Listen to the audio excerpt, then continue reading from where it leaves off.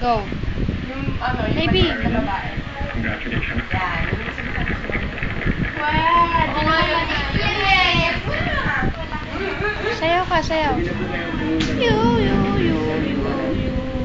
Dilat, dilat. Nag-iisa na lang ang natitirang slot para maging safe and to continue on as kitchen superstar.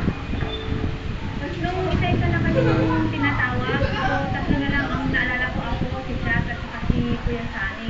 Medyo kinakabahan na rin ako, pero sabi ko naman sa sarili ko, make it or break it. Makapasok man ako o hindi dun sa finalist na hindi or makapasok man ako sa bottom 2. Okay lang sa akin kasi para sa akin yung maka-reach ako sa anong level, parang feeling ko winner na ako.